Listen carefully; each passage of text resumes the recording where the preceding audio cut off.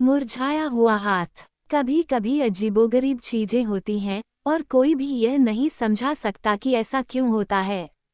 रात में एक दरवाजा खुलता है लेकिन वहां कोई नहीं होता। एक ठंडा हाथ आपकी गर्दन पकड़ लेता है लेकिन आप अकेले होते हैं और दिन गर्म होता है।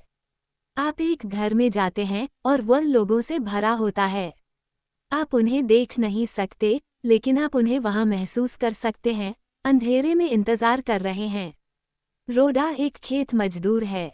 वह लंबी है, उसकी आंखें खूबसूरत काली हैं और वह बहुत कम पैसे में लंबे समय तक काम करती है। गर्ट्रूड काम नहीं करती। वह सुंदर है, उसके छोटे सफेद हाथ हैं, एक प्यारी मुस्कान है और सुंदर कपड़े हैं। मी लॉज एक किसान है जिसके पास एक बड़ा फार्म हाउस है और उसके समृद्ध खेत में कई बढ़िया गायें हैं। दो महिलाओं में से कौन किसान लॉज की पत्नी है? वो किस महिला से प्यार करता था? वो किस महिला से प्यार करता है? कौन सी महिला उसके बेटे की माँ है? और इनमें से किस व्यक्ति का हाथ सूखा हुआ है? एक बेचारा, दुबला, सूखा हुआ हाथ, एक हाथ जिस पर उंगलियों के निशान हैं, एक हाथ जो हर हफ्ते पतला और अधिक सूखा होता जा रहा है।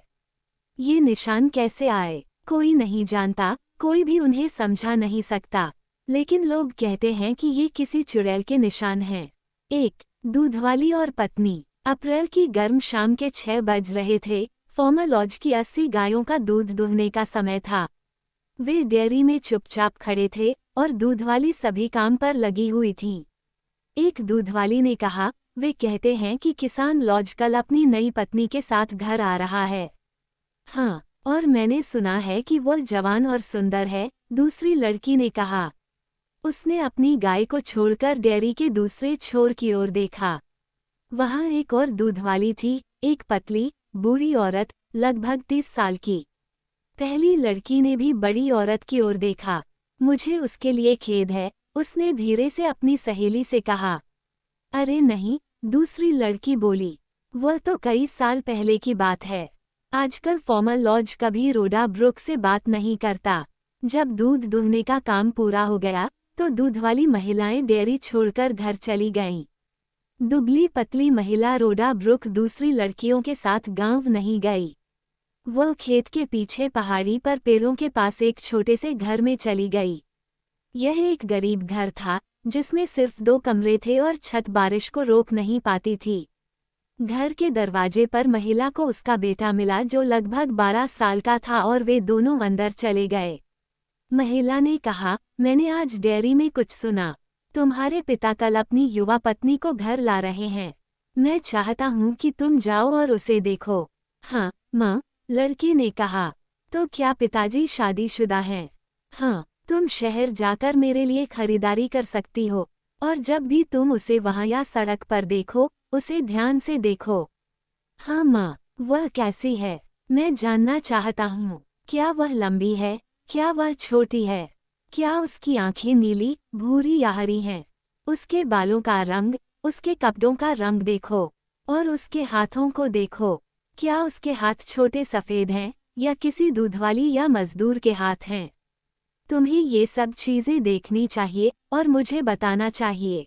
हाँ माँ, लड़के ने फिर कहा। उसने मेज़ से रोटी का एक टुकड़ा उठाया और उसे खाने लगा। उसकी माँ ने और कुछ नहीं कहा, बस अपना पतला, पीला चेहरा खुले दरवाजे की ओर घुमा लिया। उसकी खूबसूरत काली आंखें पेड़ों को घूर रही थीं, देख रही थीं और नहीं देख रही थीं। अगली शाम गर्म और धूप वाली थी। शहर से खेत तक जाने वाली सड़क कई पहाड़ियों से होकर गुजरती थी और एक बड़ी पहाड़ी के ऊपर लड़के ने अपने पीछे एक गाड़ी देखी। ये किसान लॉज की नई पत्नी थी। वो एक सुंदर जवान लड़की थी, अपने पति से बहुत छोटी, एक प्यारी, मासूम चेहरे वाली। लड़का एक भारी बैग लेकर चल रहा था और 1 मिनट के लिए रुककर उसे घूरने में खुश था। गाड़ी धीरे धीरे पहाड़ी पर चढ़ी और लड़के ने किसान की पत्नी को ध्यान से देखा। उसकी आंखें उसके चेहरे से कभी नहीं हटीं। किसान ने एक बार भी लड़के की ओर नहीं देखा और पहाड़ी की चोटी पर गाड़ी तेजी से चल दी, जिससे लड़का पीछे छूट गया। उस बेचारे लड़के ने मुझे कैसे घूरा? युवा पत्नी ने कहा। हाँ, मेरे प्यारे, मैंने वह देखा, किसान ने कहा। क्या वह गांव का लड़का है? नहीं, मुझे लगता है कि वह अपनी माँ के साथ इन्हीं पहाड़ियों में से किसी एक पर रहता है। तो फिर वह तुम्हें जानता है? बेशक, और पहले तो हर कोई तुम्हें घूरेगा, मेरी सुंदर गर्ट्रूड। हाँ, मुझे पता है। लेकिन उस बेचारे लड़के के पास बहुत भारी बैग था। शायद वह चाहता था कि हम बैग उठाने में उसकी मदद करें। ओह, ये देहाती लड़के कुछ भी उठा सकते हैं, उसके पति ने कहा। वे ऐसा हर समय करते हैं। गाड़ी तेजी से आगे बढ़ गई। कुछ देर बाद लड़का सड़क छोड़कर पहाड़ी पर अपनी माँ के घर चला गया। वो उससे पहले घर पहुंच गई। उसने उससे भारी बैग लिया और सामान निकालने लगी। अच्छा, क्या तुमने उसे देखा? हाँ, मैंने उसे सड़क पर अच्छी तरह देखा था। और वह कैसी है? वह सुंदर है। क्या वह जवान है? खैर, वो मुझसे बड़ी है। बेशक, वो मुझसे बड़ी है। लेकिन क्या वह मुझसे बड़ी है? नहीं, वो छोटी है। आह, उसके बाल किस रंग के हैं? ये भूरे रंग का है और इसका चेहरा बहुत सुंदर है। क्या उसकी आंखें काली हैं? नहीं, वे नीले हैं और उसका मुंह बहुत सुंदर और लाल है, और जब वह मुस्कुराती है तो आप सफेद दांत देख सकते हैं। क्या वह लंबी है? महिला ने थोड़ा गुस्से से कहा। मैं देख नहीं सका, वह गाड़ी में थी। तो कल तुम्हें चर्च जाना होगा। जल्दी जाओ, उसके और मिस्टर लॉज के आने से पहले, और जब वो अंदर आए तो उसे देखो। फिर घर आकर मुझे बताओ। बहुत अच्छा, माँ, लेकिन तुम जाकर उसे क्यों नहीं देखती? कभी नहीं, मैं उसे देखना नहीं चाहता। वो मिस्टर लॉज के साथ थी, बेशक। क्या उसने तुम्हें देखा या तुमसे बात की? नहीं। अगले दिन लड़का चर्च गया और इंतजार करता रहा। जब मिस्टर और मिसेज लॉज आए तो सिर्फ लड़का ही नहीं, बल्कि हर कोई नई पत्नी को दिलचस्पी से देखने लगा। जब लड़का घर पहुंचा तो उसकी माँ ने पूछा, अच्छा? लड़के ने कहा, वह लंबी नहीं है, वह छोटी है। आह, उसकी माँ ने प्रसन्न होकर कहा, लेकिन वो बहुत सुंदर है। उसने एक सुंदर सफ़ेद पोशाक पहन रखी थी, और जब वह चलती थी तो बहुत शोर होता था। मिस्टर लॉज उससे बहुत खुश लग रहे थे। अब और नहीं, महिला ने कहा, आप मुझे बाद में और बता सकते हैं। अगले दिनों में रोडा ब्रुक को अपने बेटे से नई पत्नी के बारे में और भी बहुत कुछ सुनने को मिला। बेटा अक्सर श्रीमती लॉज को फार्म हाउस के आसपास देखता था, लेकिन उसकी माँ ने उसे कभी नहीं देखा और कभी फार्म हाउस के पास नहीं गई। डेयरी में अन्य दूधियों ने बहुत सारी बातें की पत्नी। वे आमतौर पर तब रुकते थे जब रोडा पास होती थी, लेकिन उसने कुछ सुना। उसे सब कुछ याद था और कुछ भी नहीं भूली। और धीरे धीरे रोडा ब्रुक ने अपने दिमाग में युवा श्रीमती लॉज की एक तस्वीर बना ली, जो एक फोटोग्राफ जितनी अच्छी और सच्ची थी। 2. सपना। एक रात, 2 या 3 हफ्ते बाद, जब लड़का बिस्तर पर था, रोडा ब्रुक अपने छोटे से घर में बुझती हुई आग के पास बैठी थी। वो बहुत देर तक आग को देखती रही, लेकिन उसके दिमाग में सिर्फ नई पत्नी की तस्वीर ही घूम रही थी। आखिरकार, दिन भर के काम से थककर वह बिस्तर पर चली गई। लेकिन गर्ट्रूड लॉज की तस्वीर नहीं गई। जब रोडा सोती थी, तो युवा पत्नी अभी भी रोडा के सपनों में थी। वह बिस्तर पर रोडा के शरीर पर बैठी थी, रोडा के चेहरे को घूर रही थी। उसकी नीली आंखें ठंडी थीं और एक क्रूर हंसी के साथ उसने अपना बायां हाथ रोडा की आंखों के सामने रखा। वहां, तीसरी उंगली पर, उसकी शादी की अंगूठी थी। और गर्ट्रूड लॉज का भूत फिर से हंसा। रोडा इधर उधर घूमी, लेकिन प्रेत अभी भी वहीं था। वह रोडा के शरीर पर भारी से भारी होकर बैठा था, और अब रोडा हिल नहीं सकती थी।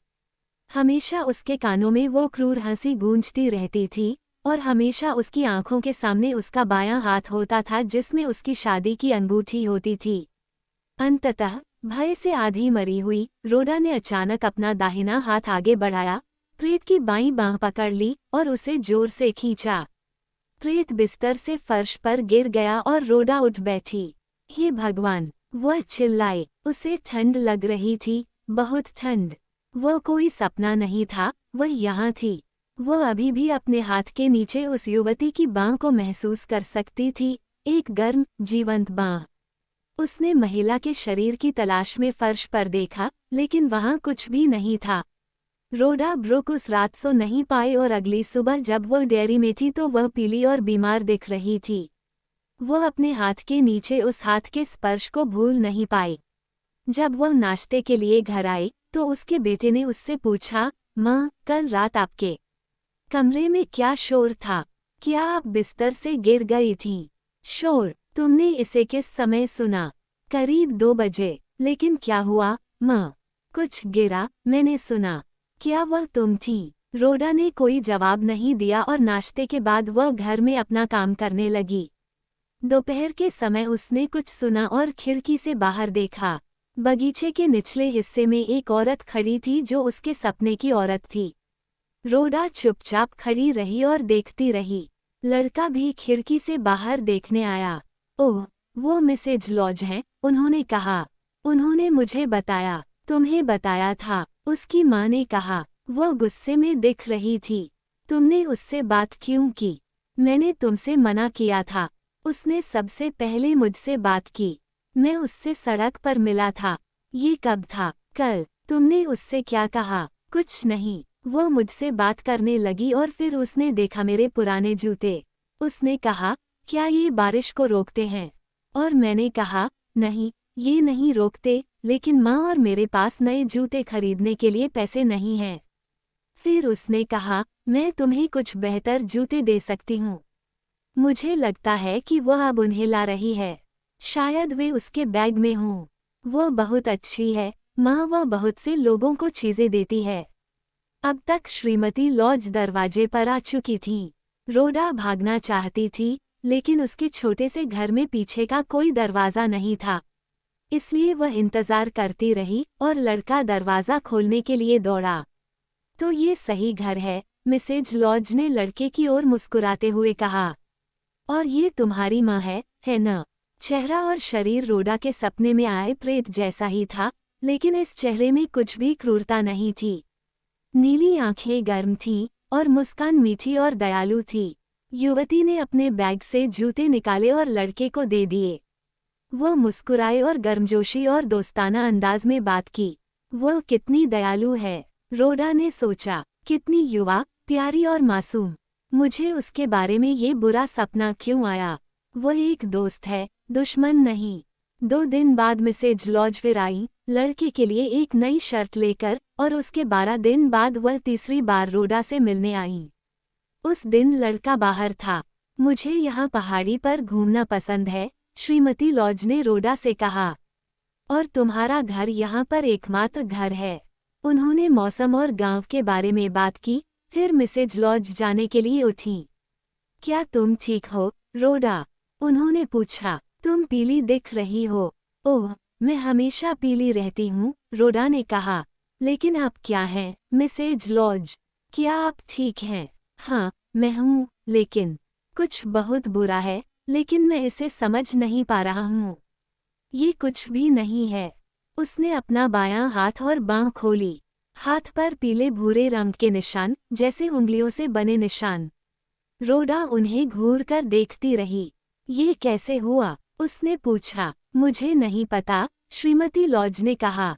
एक रात, जब मैं बिस्तर पर थी, मैंने एक सपना देखा और फिर अचानक, मेरे हाथ में बहुत तेज दर्द हुआ। शायद दिन के समय मैंने इसे किसी चीज से टकराया था, लेकिन मुझे याद नहीं है। वह हंसी। मेरे प्यारे पति कहते हैं कि यह कोई बड़ी बात नहीं है, और बेशक वह सही हैं। हाँ, वह कौन सी रात थी? रोडा ने कहा। श्रीमती लॉज ने एक पल के लिए सोचा।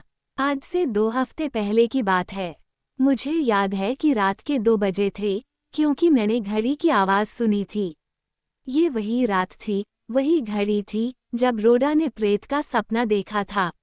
रोडा को उस प्रेत का खौफ याद आ गया और उसे ठंड लगने लगी। ये कैसे हो सकता है? उसने सोचा, जब मिसेज लॉज चली गईं। क्या मैंने ऐसा किया? लेकिन क्यों? वह मासूम और दयालु है, मैं उसे चोट नहीं पहुंचाना चाहती। और ऐसा कैसे हो सकता है? केवल चुड़ैलें ही ऐसी चीजें कर सकती हैं। 3. शीशे में चेहरा। दिन बीत गए और रोडा ब्रुक को मिसेज लॉज से फिर से मिलने में डर लगने लगा। वो उन्हें पसंद करती थी और वो उस अजीब सपने या युवा पत्नी की बांह पर अजीब निशानों को याद नहीं करना चाहती थी। लेकिन वो उनके बारे में सोचना बंद नहीं कर सकती थी। एक दिन वे गांव से सड़क पर मिले। वे बातें करने लगे और 1-2 मिनट बाद रोडा ने पूछा, मिसेज लॉज, आपका हाथ कैसा है? क्या अब ये ठीक है? नहीं, ऐसा नहीं है। ये पहले से भी बदतर है। कभी कभी यह बहुत बुरी तरह से दर्द देता है। डॉक्टर इस बारे में क्या कहते हैं? रोडा ने पूछा। वो इसे नहीं समझता। वो बस कहता है, हाथ को दिन में 2 बार 5 मिनट के लिए गर्म पानी में रखो। खैर, मैं ऐसा करता हूँ, लेकिन इससे कोई मदद नहीं मिलती। क्या मैं आपकी बांह देख सकती हूँ? रोडा ने पूछा। एक बार फिर युवा महिला ने अपनी बांह खोली और रोडा उसे देखती रही। हाथ पतला हो गया था और थोड़ा मुरझाया हुआ था, और निशान ज्यादा से ज्यादा उंगलियों के निशान जैसे लग रहे थे। रोडा को अपना सपना याद आ गया और हाथ के नीचे हाथ का एहसास भी ठीक उसी जगह पर था। ये उंगलियों के निशान जैसे दिखते हैं, गर्ट्रूड लॉज ने कहा। उसने हंसने की कोशिश की। मेरे पति का कहना है कि ये किसी चुड़ैल के निशान हैं। वह कहते हैं कि किसी चुड़ैल ने मेरे हाथ पर अपना हाथ रखा है और इससे मांस मर रहा है। नहीं, नहीं, रोडा ने जल्दी से कहा। उसे ठंड और डर महसूस हुआ। उन पुरानी कहानियों को मत सुनो। युवा पत्नी का चेहरा दुखी था। नहीं, लेकिन देखिए, मुझे लगता है कि वह मेरे हाथ पर इन निशानों की वजह से मुझसे कम प्यार करने लगा है। पुरुष हमेशा चाहते हैं कि उनकी पत्नियां सुंदर हों, है ना? कुछ लोग ऐसा करते हैं, रोडा ने कहा। लेकिन उसे हाथ मत दिखाओ। इसे हर समय ढक कर रखो, फिर वह इसे नहीं देख पाएगा। लेकिन वह जानता है कि निशान वहाँ है। गर्ट्रूड ने दूसरी ओर देखा, लेकिन रोडा उसकी आंखों में आंसू देख सकती थी। मुझे आशा है कि आपकी बांह जल्द ही ठीक हो जाएगी, श्रीमती लॉज, उसने धीरे से कहा। उसने अलविदा कहा और घर की ओर चल पड़ी। उसे बेचारी, मासूम जवान पत्नी पर तरस आ रहा था और वो उसे चोट नहीं पहुंचाना चाहती थी। लेकिन उसे पति पर तरस नहीं आ रहा था। वो उसके बारे में सोचते हुए घर की ओर चल पड़ी। तो, किसान लॉज, उसने सोचा, तुमने मुझसे एक बार प्यार किया था, लेकिन फिर तुमने मुझे छोड़ दिया और मेरी मदद के लिए कुछ नहीं किया। तुम अपनी पत्नी के लिए एक नई, जवान और सुंदर महिला चाहते थे। लेकिन वह अब इतनी सुंदर नहीं है न? अगले दिन रोडा शाम को दूध दुहने के बाद हमेशा की तरह डेयरी से घर लौट रही थी। वो अपने घर के करीब ही थी कि उसने अपने पीछे गर्ट्रूड लॉज को देखा। रोडा उससे मिलने के लिए पहाड़ी से नीचे उतरी।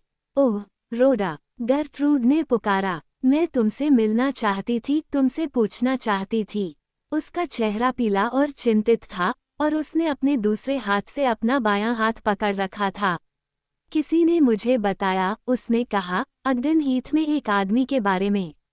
वे उसका नाम नहीं जानते, लेकिन वे कहते हैं कि वो एक प्रसिद्ध बुद्धिमान व्यक्ति है और लोगों की मदद कर सकता है इस तरह की चीजों में। उसने अपनी बाईं बांह को देखा और फिर रोडा की ओर देखा। उसकी आंखों में उम्मीद थी। वे कहते हैं कि तुम उसके बारे में जानती हो, इस बुद्धिमान आदमी के बारे में। क्या तुम उसका नाम जानती हो? शायद उनका मतलब मिस्टर ट्रंडल से है, रोडा ने धीरे से कहा। उसे बीमार महसूस हुआ। लोगों का कहना था कि यह आदमी ट्रंडल कई अजीबोगरीब चीजें कर सकता है। वो सपनों को समझ सकता है, वो घरों से भूतों को भगा सकता है, वो चुड़ैलों के काम को रोक सकता है। मैं चुड़ैल नहीं हूँ, उसने सोचा। मैं नहीं हूँ। मैं इन चीजों पर विश्वास नहीं करती। गर्ट्रूड ने उसे देखा। तुम उसे जानती हो, उसने कहा। मैं इसे तुम्हारे चेहरे पर देख सकती हूँ। बेशक, मैं बुद्धिमान लोगों पर विश्वास नहीं करती। वे क्या कर सकते हैं? लेकिन, ठीक है, मैं अभी जाकर उससे मिल सकती हूँ। क्या उसका घर दूर है? हाँ, लगभग 5 मील, रोडा ने कहा। ठीक है, मुझे वहाँ पैदल जाना होगा। मैं अपने पति को इस बारे में नहीं बता सकती। क्या तुम मेरे साथ आ सकती हो, रोडा, मुझे रास्ता दिखाने के लिए? शायद कल दोपहर को। ओह नहीं, ये तो। रोडा ने शुरू किया। कृपया, गर्ट्रूड ने कहा, और अंत में रोडा मना नहीं कर सकी। मिसेज लॉज अच्छी और दयालु थी और उसे एक दोस्त की मदद की जरूरत थी। लेकिन शायद एक समझदार आदमी लोगों के सपनों को देख सकता है। रोडा इस आदमी ट्रंडल से मिलना नहीं चाहती थी और वह डरी हुई थी। अगली दोपहर वह अपने घर के पास के पेड़ों के पास गर्ट्रूड से मिली और उन्होंने पहाड़ियों के पार एग्डन हीथ तक लंबी पैदल यात्रा शुरू की। यह एक ठंडा दिन था और पहाड़ियों के ऊपर का आसमान काला और अप्रिय था। उन्हें गांव के बाहर श्री ट्रंडल का घर मिला। जब वे पहुंचे तो वह घर पर था। वो एक बूढ़ा आदमी था जिसके बाल सफ़ेद हो चुके थे और जब उसने रोडा को देखा तो उसने उसे बहुत देर तक ध्यान से देखा। मिसेज लॉज ने उसे अपनी बांह के बारे में बताया और उसने उसे ध्यान से देखा। उन्होंने कहा, नहीं डॉक्टर, इसमें कुछ नहीं कर सकते, ये किसी दुश्मन का काम है। रोडा थोड़ा दूर चली गई। दुश्मन? कैसा दुश्मन? श्रीमती लॉज ने पूछा। मुझे नहीं पता, समझदार आदमी ने उसकी ओर देखते हुए कहा। लेकिन शायद तुम्हें पता हो। मैं तुम्हें वो व्यक्ति दिखा सकता हूँ। क्या तुम चाहती हो कि मैं ऐसा करूँ? हाँ, गर्ट्रूड ने कहा। हाँ, कृपया मुझे दिखाओ। मिस्टर ट्रंडल गर्ट्रूड को दूसरे कमरे में ले गए, लेकिन दरवाजा खुला था और रोडा कमरे के अंदर देख सकती थी।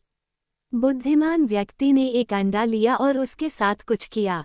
फिर उसने मेज पर पानी का गिलास रखा और सावधानी से अंडे को तोड़ा। अंडे का सफ़ेद भाग पानी में चला गया, दूधिया सफ़ेद रंग में बदल गया और धीरे धीरे गोल गोल घूमने लगा। उसने गिलास गर्ट्रूड के सामने रख दिया। पानी में नीचे देखो, उसने कहा।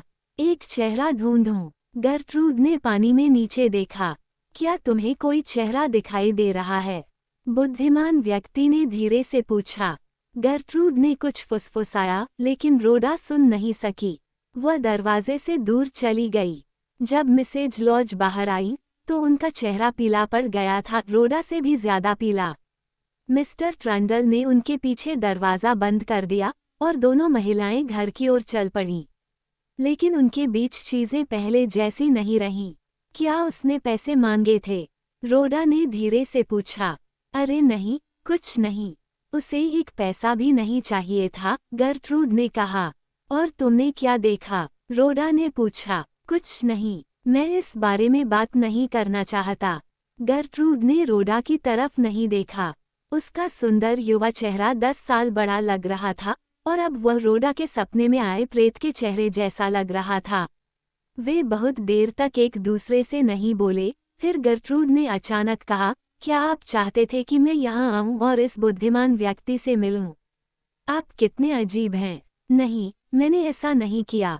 लेकिन अब मुझे इस बात का कोई अफसोस नहीं है कि हम आए। अपने सपने के बाद पहली बार रोडा को थोड़ी खुशी महसूस हुई। उसने सोचा कि जीवन क्रूर है और गर्ट्रूड लॉज को भी यह सबक सीखना चाहिए। घर वापस लौटते समय उन्होंने बुद्धिमान व्यक्ति से अपनी मुलाकात के बारे में फिर से बात नहीं की।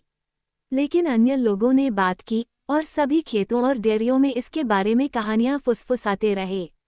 श्रीमती लॉज अब अपने सूखे हाथ का उपयोग कुछ भी करने के लिए नहीं कर सकती थी और लोगों ने रोडा ब्रुक नाम के आगे चुड़ैल शब्द लगाना शुरू कर दिया। रोडा ने किसी से भी प्रेत के बारे में कुछ नहीं कहा। उसका सपना सच हो गया, लेकिन उसका चेहरा और भी ज्यादा पीला और पतला हो गया। और वसंत में वह और उसका बेटा अपना घर छोड़कर पश्चिम की ओर पहाड़ियों में चले गए। 4. अभिशाप का इलाज। 6 साल बीत गए और मी और मिसेज लॉज का विवाहित जीवन खुश नहीं था। किसान कम बोलता था और अक्सर मुस्कुराता नहीं था। उसकी पत्नी का एक हाथ सूख गया था और कोई बच्चा नहीं था जो उसे पिता कह सके और फार्म हाउस के चारों ओर हंसते हुए दौड़ सके। वह रोडा ब्रुक और उसके बेटे के बारे में सोचता था। उसका बेटा, लेकिन वह अतीत था और वह अब इसे बदल नहीं सकता था। गर्ट्रूड लॉज भी एक अलग महिला थी। वह सिर्फ 25 साल की थी, लेकिन वह बड़ी दिखती थी। एक समय खुशमिजाज, मुस्कुराती हुई महिला, अब वह हर समय उदास और चिंतित रहती थी। वह अपने पति से प्यार करती थी, लेकिन वह अब उससे प्यार नहीं करता था और वह ये जानती थी। 6 साल की शादीशुदा जिंदगी और सिर्फ कुछ महीने का प्यार, वो कभी कभी फुसफुसाती थी। उसका बायां हाथ भी ठीक नहीं था। उसने एक के बाद एक कई चीजें आजमाई, लेकिन कोई फायदा नहीं हुआ। कुछ चीजें थोड़ी अजीब थीं और उसके पति को वे पसंद नहीं आईं। तुम अपने हाथ के बारे में बहुत ज्यादा सोचते हो, उसने कहा। घर में किसी से बात करने के लिए तुम्हें किसी की जरूरत होती है। एक समय में एक लड़का था जिसे मैं चाहता था कि वो हमारे साथ आकर रहे, लेकिन अब वो बहुत बूढ़ा हो गया है और वह चला गया, मुझे नहीं पता कहाँ। गर्ट्रूड को अब इस लड़के के बारे में पता था और रोडा ब्रुक की पूरी कहानी भी, लेकिन उसने और उसके पति ने कभी इस बारे में बात नहीं की और उसने कभी भी एग्डन हीथ के बुद्धिमान व्यक्ति से अपनी मुलाकात या शीशे में चेहरे के बारे में उससे कुछ नहीं कहा। वो अपने हाथ का इलाज ढूंढना चाहती थी। उसने सोचा, मेरे पति इस हाथ की वजह से मुझसे प्यार नहीं कर सकते, इसलिए मुझे इसका इलाज ढूंढना ही होगा, मुझे ही ढूंढना होगा। बुद्धिमान व्यक्ति ने पहले भी मेरी मदद की थी, शायद वह फिर से मेरी मदद कर सके।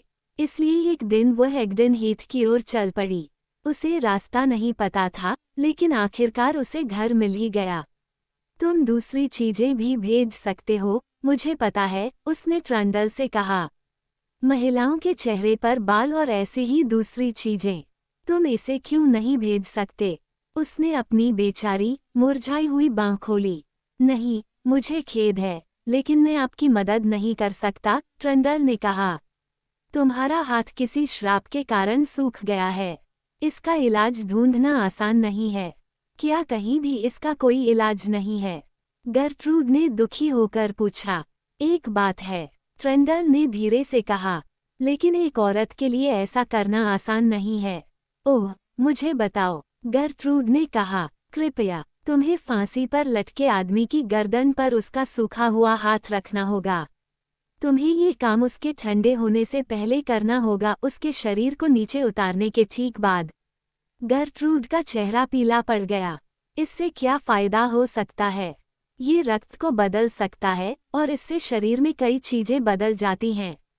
जब वे किसी को फांसी देते हैं तो आपको जेल जाना पड़ता है, और जब शव लाया जाता है तो उसका इंतजार करना पड़ता है।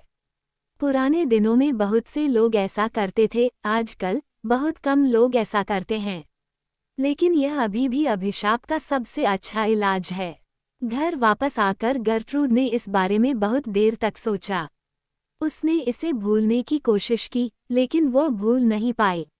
वो फिर से सुंदर बनना चाहती थी, वह चाहती थी कि उसका पति फिर से उससे प्यार करे।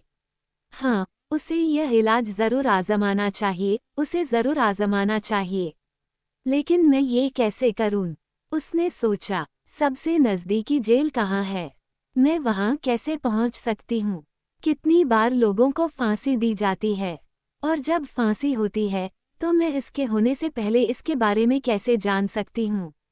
इतने सारे सवाल। उसकी मदद करने वाला कोई नहीं था, लेकिन धीरे धीरे उसे जवाब मिलने लगे। उसने गांव में सावधानी से सवाल पूछे, क्योंकि गांव के लोग हमेशा सब कुछ जानते हैं। एक बूढ़ा आदमी बहुत मददगार था। सबसे नज़दीकी जेल कैस्टरब्रिज में है, जो 15 मील दूर है, उसने गर्ट्रूड को बताया। वहाँ हर 3 महीने में मुकदमे होते हैं और आमतौर पर मुकदमे के बाद फांसी दी जाती है। कोई गरीब आदमी या लड़का गाय या भेड़ या बस कुछ रोटी ले जाता है और उसे फांसी पर लटका दिया जाता है। मैं उसे इसके लिए धन्यवाद देता हूँ। बहुत से लोग फांसी देखने जाते हैं। मुझे नहीं पता क्यों। गर्ट्रूड को पता चला कि अगली सुनवाई जुलाई में होगी। उसने अपने पति से उनके बारे में पूछा, लेकिन लॉज ने बहुत कम बताया। वो हमेशा की तुलना में उसके प्रति अधिक ठंडा था और उसने उससे फिर कभी नहीं पूछा। वो इन दिनों अक्सर बाहर रहता था, इसलिए वो उसे ज्यादा नहीं देख पाती थी। जुलाई आया और गर्ट्रूड फिर से गांव में मददगार बूढ़े आदमी से मिलने गई। इस बार सिर्फ एक को फांसी दी जाएगी, उसने उससे कहा। मुझे लगता है कि यह आगजनी के लिए है। वे उसे अगले शनिवार को फांसी देने वाले हैं। गर्ट्रूड धीरे धीरे घर की ओर चली।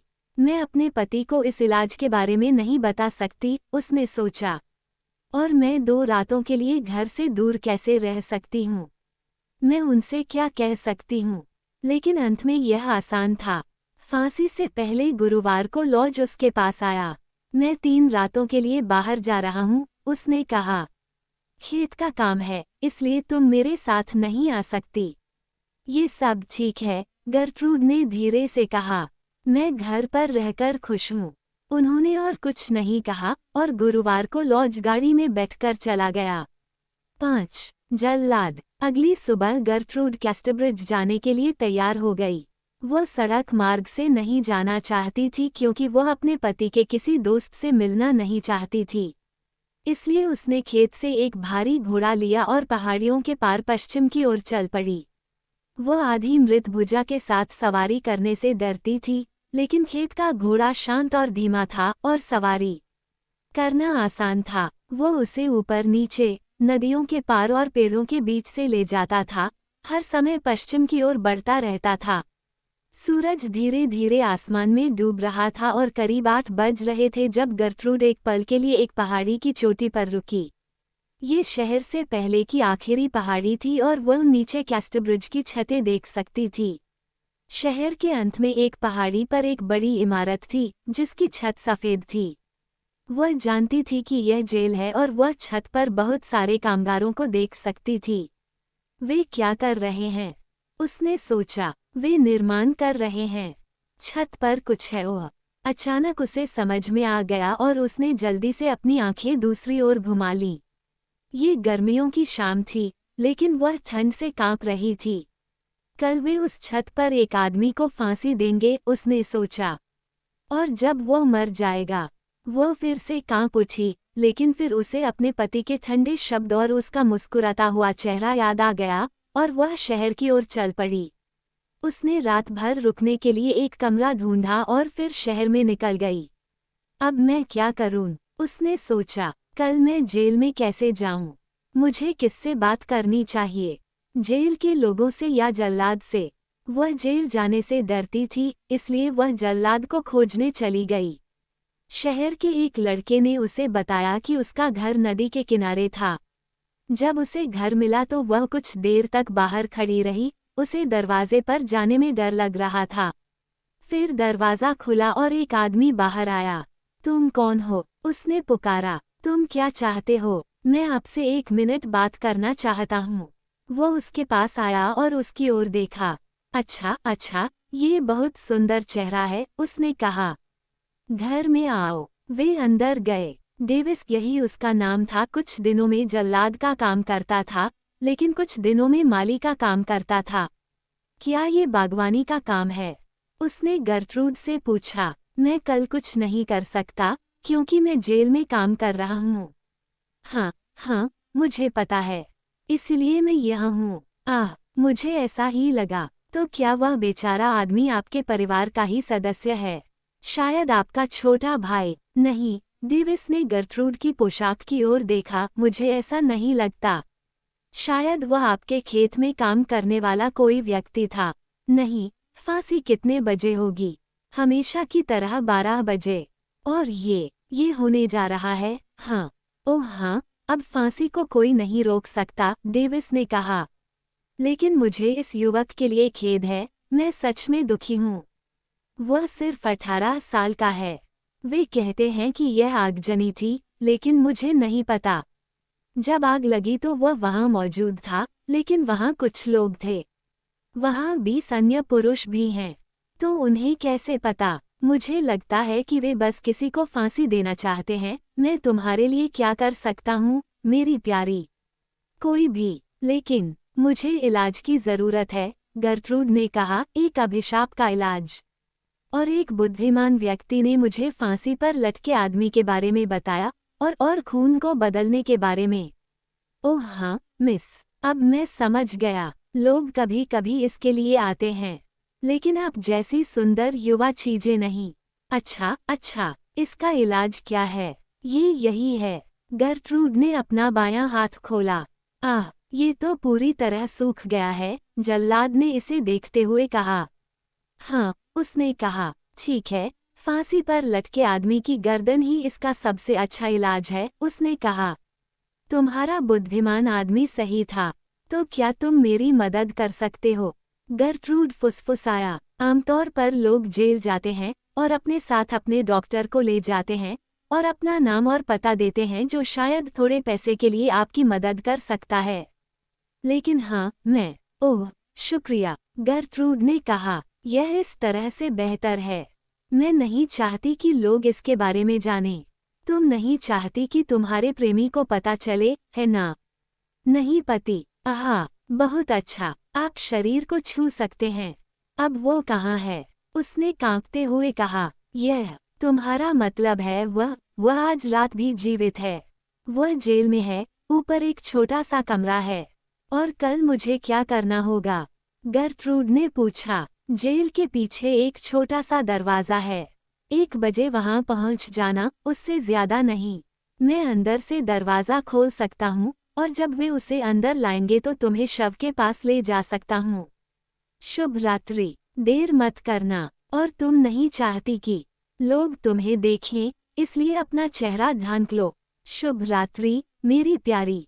गर्ट्रूड चली गई और पहाड़ी पर बनी जेल तक चली गई। वह पीछे की ओर छोटा सा दरवाज़ा ढूंढना चाहती थी ताकि कल के लिए उसे जान सके। फिर वह वापस शहर में चली गई और अपने कमरे में चली गई और सुबह होने का इंतजार करने लगी। 6. खून बदल जाता है। शनिवार को 12:30 बजे गर्ट्रूड लॉज पहाड़ी पर चढ़कर जेल पहुंची। वो वहां छोटी छोटी गलियों से गई क्योंकि शहर में बहुत सारे लोग थे। वे छुट्टियां मनाने, फांसी देखने के लिए वहां आए थे।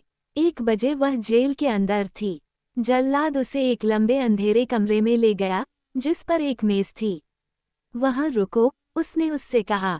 2 या 3 मिनट, इससे ज्यादा नहीं। वह चला गया और गर्ट्रूड इंतजार करती रही। उसने अपने चेहरे पर घूंघट डाला हुआ था और उसका बायां हाथ खुला हुआ था। वह चुपचाप खड़ी थी, अपनी आंखें बंद करके, सुन रही थी और डर से कांप रही थी। जल्द ही उसे शोर सुनाई दिया और सीढ़ियों पर भारी कदमों की आवाज सुनाई दी। भारी कदम नजदीक आ रहे थे और 4 आदमी एक लंबा बक्सा लेकर कमरे में आए। बक्सा खुला था और उसमें एक युवक का शव था जिसने अपने चेहरे पर एक कवा पहना हुआ था। आदमियों ने बक्सा मेज पर रख दिया। अब गर्ट्रूड के कान में एक आवाज आई।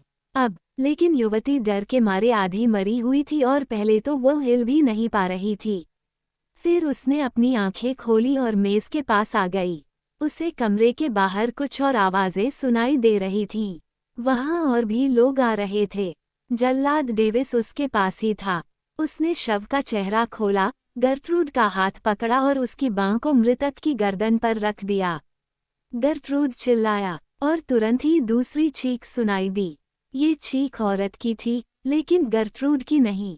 गर्ट्रूड ने पलटकर देखा। उसके पीछे रोडा ब्रुक खड़ी थी। उसका चेहरा पीला पड़ गया था और उसकी आंखें रोने से लाल हो गई थीं।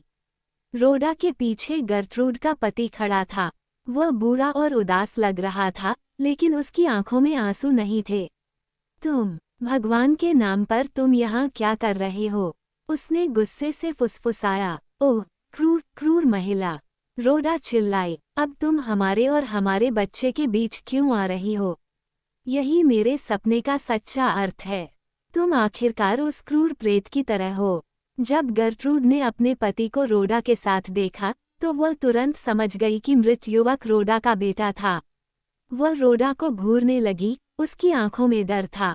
फिर रोडा गर्ट्रूड के पास दौड़ी। उसने अपनी बांह को उस युवा महिला के हाथ पर रखा और उसे टेबल से दूर खींच लिया।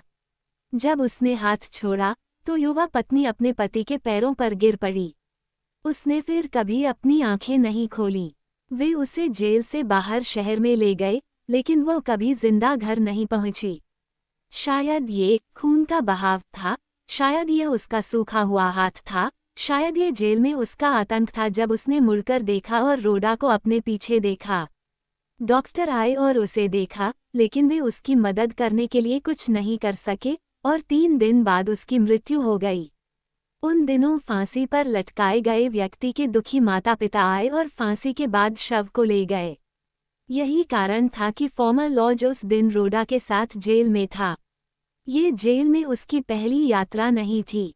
रोडा के साथ वह उस गर्मी में अपने बेटे से मिलने कई बार गया था और यही कारण था कि वह अक्सर खेत से दूर रहता था। लेकिन उनकी युवा पत्नी की मृत्यु के बाद किसी ने कभी नहीं देखा। फिर से कैस्टरब्रिज में फॉर्मर लॉज में चले गए। वह अपने खेत में घर चले गए, लेकिन वह वहां ज्यादा समय तक नहीं रहे। थोड़े समय बाद उन्होंने खेत और फार्म हाउस और सभी गायें, भेड़ें और घोड़े बेच दिए। फिर वह समुद्र के किनारे एक छोटे से शहर में रहने चले गए। वह बहुत शांति से रहते थे, उनके आसपास कोई दोस्त या परिवार नहीं था। 2 साल बाद जब उनकी मृत्यु हुई तो वे बहुत सारा धन छोड़ गए। इसका अधिकांश हिस्सा गरीब लड़कों के आश्रम को चला गया, लेकिन रोडा ब्रुक के लिए भी पैसा था। कुछ समय तक रोडा को कोई नहीं ढूंढ पाया। फिर एक दिन वह डेयरी के पास अपने पुराने घर में वापस आ गई, लेकिन उसने कभी भी फॉर्मर लॉज के पैसे में से एक पैसा नहीं लिया। वह डेयरी में काम करने के लिए वापस चली गई और कई सालों तक वहां काम करती रही, सुबह और फिर शाम को गायों का दूध निकालती रही। उसके काले बाल सफ़ेद हो गए और उसका उदास पीला चेहरा पतला और बूढ़ा दिखने लगा। ज्यादातर लोग रोडा की कहानी जानते थे और कभी कभी वे उसे दूध दुहते समय देखते थे। इतने लंबे दिनों में सुबह और शाम दूध दुहते समय वह क्या सोचती होगी, लेकिन कभी किसी ने उससे यह नहीं पूछा और किसी को इसका उत्तर भी नहीं पता था। हेलो दोस्तों, गब्राल आप सभी का स्वागत करते हैं हमारी जादुई दुनिया में। आप सभी से अनुरोध है कि वीडियो को लाइक करें और चैनल को सब्सक्राइब करें और कमेंट में बुकवर्म टाइप जरूर करें।